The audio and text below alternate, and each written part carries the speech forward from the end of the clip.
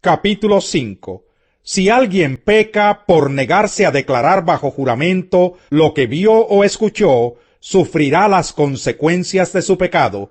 Si alguien sin darse cuenta toca alguna cosa ritualmente impura, tal como el cadáver de un animal impuro, sea o no doméstico, o el cadáver de un reptil impuro, se vuelve impuro él mismo y es culpable.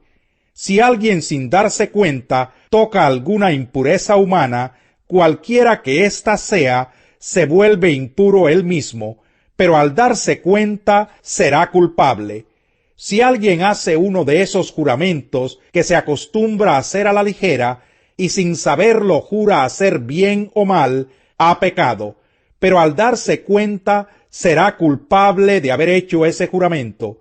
Si alguien resulta culpable de alguna de estas cosas, deberá reconocer que ha pecado y llevarle al Señor en sacrificio expiatorio por la culpa del pecado cometido una hembra del rebaño, que podrá ser una oveja o una cabra. Así el sacerdote hará expiación por ese pecado. Si a alguien no le alcanza para comprar ganado menor, entonces le llevará al Señor, como sacrificio por la culpa del pecado cometido, 2 tórtolas o 2 pichones de paloma, una de las aves como sacrificio por el pecado y la otra como holocausto. Se las llevará al sacerdote, quien primero ofrecerá el ave para el sacrificio expiatorio. Para esto le retorcerá el cuello, pero sin desprenderle del todo la cabeza. Luego rociará un poco de la sangre del sacrificio expiatorio en un costado del altar, y al pie del altar exprimirá el resto de la sangre. Es un sacrificio expiatorio. Con la segunda ave hará un holocausto, como ya ha sido prescrito. Así el sacerdote hará expiación por el pecado cometido, y ese pecado le será perdonado. Si a esa persona tampoco le alcanza para comprar 2 tórtolas o 2 pichones, presentará entonces en sacrificio expiatorio, como ofrenda por el pecado cometido, 2 litros de flor de harina. Como se trata de un sacrificio expiatorio, no se le pondrá aceite ni incienso. Llevará este sacrificio al sacerdote, quien tomará un puñado de la ofrenda memorial y lo quemará en el altar junto con los sacrificios presentados por fuego al Señor. Es un sacrificio expiatorio. Así el sacerdote hará expiación por el pecado cometido en alguna de estas cosas, y ese pecado le será perdonado. El resto de la ofrenda será para el sacerdote, como sucede con la ofrenda de cereal. El Señor le dijo a Moisés: si alguien comete una falta y peca inadvertidamente contra lo que ha sido consagrado al Señor, le llevará al Señor un carnero sin defecto como sacrificio por la culpa. Su precio será tasado en plata, según la tasación oficial del santuario.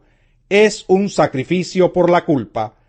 Además, el culpable hará restitución por haber pecado contra lo consagrado, añadiendo la 5ª parte, la cual entregará al sacerdote. Así el sacerdote hará expiación por él mediante el carnero del sacrificio por la culpa, y ese pecado le será perdonado. Si alguien peca inadvertidamente e incurre en algo que los mandamientos del Señor prohíben, es culpable y sufrirá las consecuencias de su pecado. Le llevará al sacerdote un carnero sin defecto, cuyo precio será fijado como sacrificio por la culpa. Así el sacerdote hará expiación por el pecado que esa persona cometió inadvertidamente, y ese pecado le será perdonado. Es un sacrificio por la culpa de la que se hizo acreedor por pecar contra el Señor. Capítulo 6.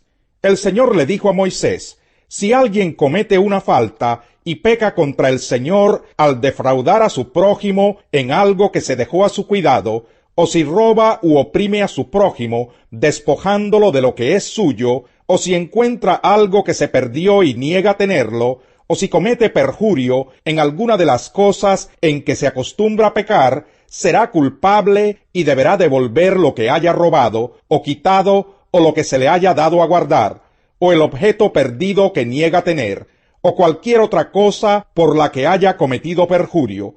Así que deberá restituirlo íntegramente y añadir la quinta parte de su valor. Todo esto lo entregará a su dueño el día que presente su sacrificio por la culpa. Le llevará al Señor un carnero sin defecto, cuyo precio será fijado como sacrificio por la culpa. Lo presentará al sacerdote, quien hará expiación ante el Señor por esa persona, y cualquier cosa por la que se haya hecho culpable le será perdonada. El Señor le dijo a Moisés que les ordenara a Aarón y a sus hijos: esta es la ley respecto al holocausto. El holocausto se dejará arder sobre el altar toda la noche hasta el amanecer, y el fuego del altar se mantendrá encendido.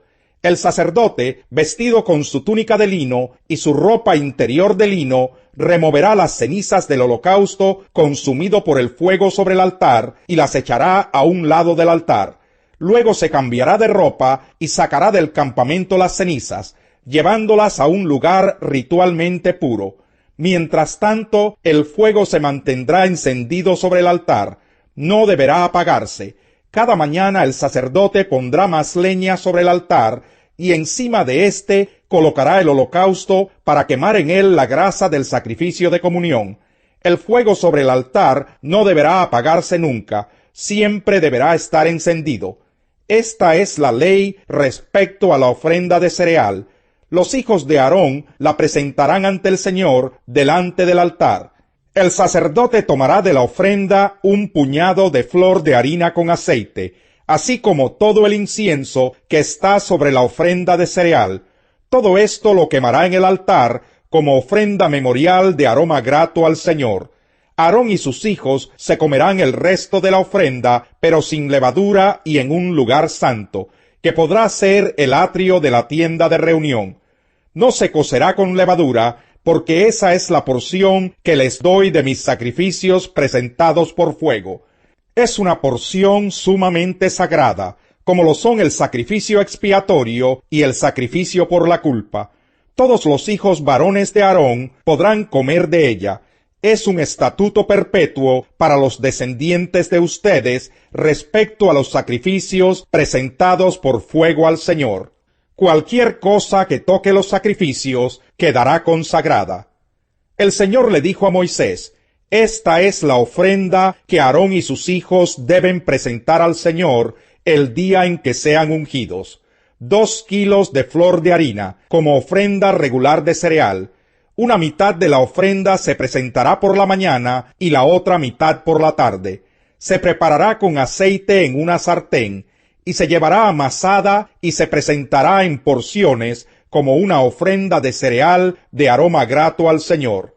La preparará el hijo de Aarón, que le suceda como sacerdote ungido.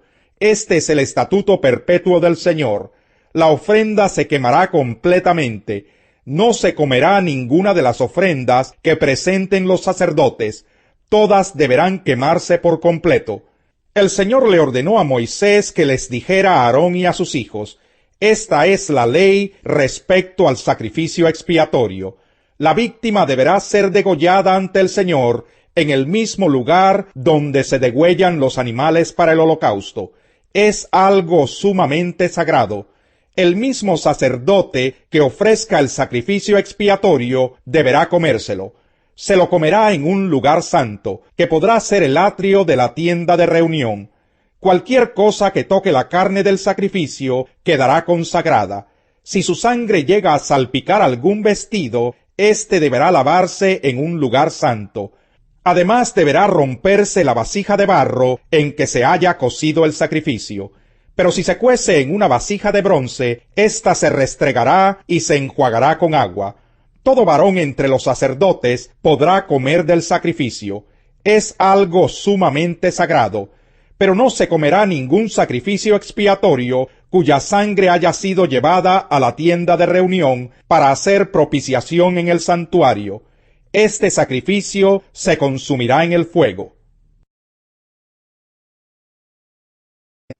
Capítulo 2.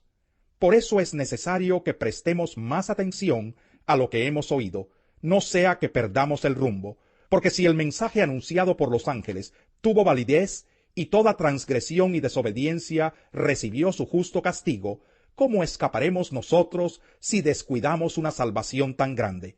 Esta salvación fue anunciada primeramente por el Señor, y los que la oyeron nos la confirmaron.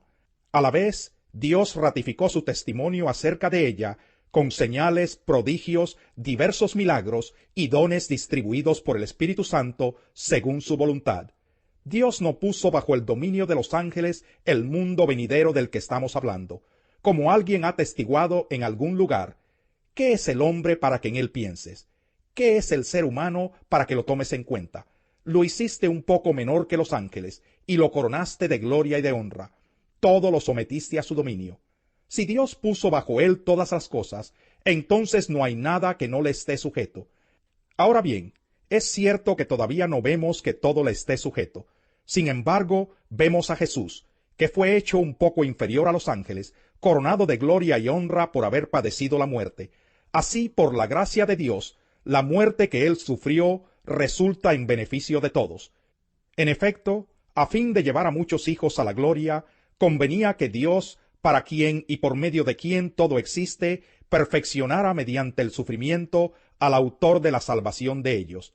Tanto el que santifica como los que son santificados tienen un mismo origen, por lo cual Jesús no se avergüenza de llamarlos hermanos, cuando dice: proclamaré tu nombre a mis hermanos, en medio de la congregación te alabaré. En otra parte dice: yo confiaré en él, y añade: aquí me tienen con los hijos que Dios me ha dado. Por tanto, ya que ellos son de carne y hueso, él también compartió esa naturaleza humana para anular mediante la muerte al que tiene el dominio de la muerte, es decir, al diablo, y librar a todos los que por temor a la muerte estaban sometidos a esclavitud durante toda la vida. Pues ciertamente no vino en auxilio de los ángeles, sino de los descendientes de Abraham. Por eso era preciso que en todo se asemejara a sus hermanos, para ser un sumo sacerdote fiel y misericordioso al servicio de Dios, a fin de expiar los pecados del pueblo. Por haber sufrido él mismo la tentación, puede socorrer a los que son tentados.